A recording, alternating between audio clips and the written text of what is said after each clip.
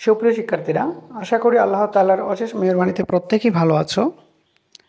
তো তোমরা যারা নতুন কারিকুলাম অনুসরণ করছো, তোমাদের প্রত্যেকের মনের কাছে একটা প্রশ্ন, যা আসলে আমরা যে কারিকুলামটা অনুসরণ করছি, নতুন সরকার আসার পরে এই কারিকুলামটা কি বাতিল হবে নাকি আগের কারিকুলামটাই ঠিক থাকবে?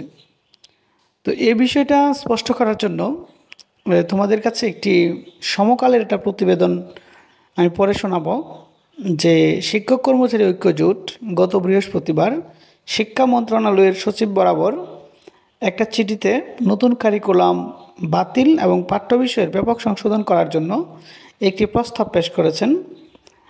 তো সেই প্রস্তাবটা হচ্ছে যে প্রজ্ঞাপন জারি করে নতুন শিক্ষাক্রম বাতিল ও পাঠ্য বিষয়ের ব্যাপক সংশোধন করা সহ শিক্ষাক্ষেত্র সংস্কারে শিক্ষা মন্ত্রণালয়ের কাছে 9 দফা প্রস্তাব জানিয়েছে শিক্ষক কর্মচারী ঐক্যজোট। বৃহস্পতিবার মন্ত্রণালয়ের সচিব বরাবর পাঠানো এক চিঠিতে এই প্রস্তাব দেওয়া হয়।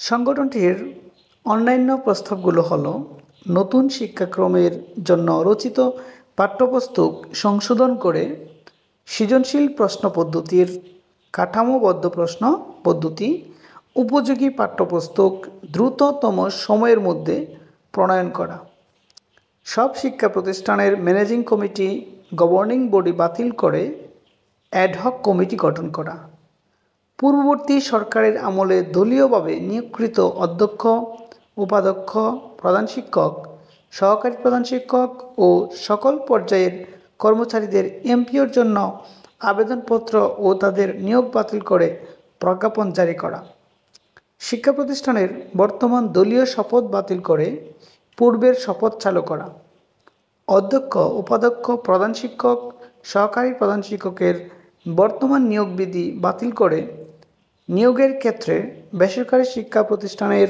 স্কুল, কলেজ, মাদ্রাসা ও কারিগরি শিক্ষা প্রতিষ্ঠানসমূহ শিক্ষক কর্মচারীদের বেতন ভাতাদির সরকারি অংশ প্রদান করা।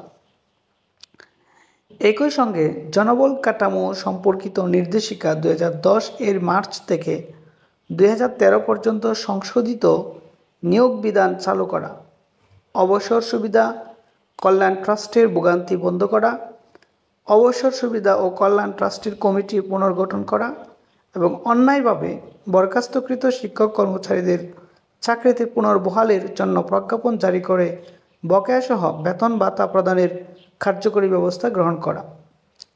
মন্ত্রণালয়ের সচিব ছাড়াও ঐক্যজোটের চেয়ারম্যান অধ্যক্ষ মোহাম্মদ সেলিম ভূঁইয়া এবং অতিরিক্ত মহাসচিব মোহাম্মদ জাকির হোসেন স্বাক্ষরিত এই চিঠির অনুলিপি মাধ্যমিক ও উচ্চশিক্ষা অধিদপ্তরের মহাপরিচালক, জাতীয় বিশ্ববিদ্যালয়ের উপাচার্য এবং সব শিক্ষা বোর্ডের চেয়ারম্যানের কাছে পাঠানো হয়।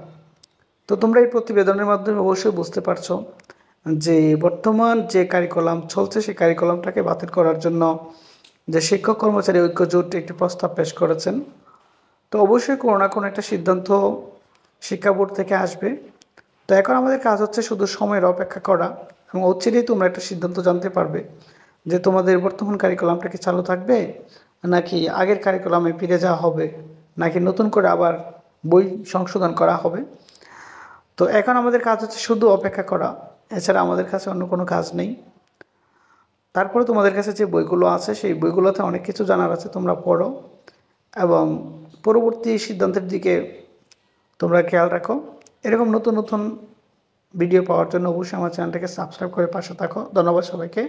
আসসালামু আলাইকুম রহমতুল্লাহ।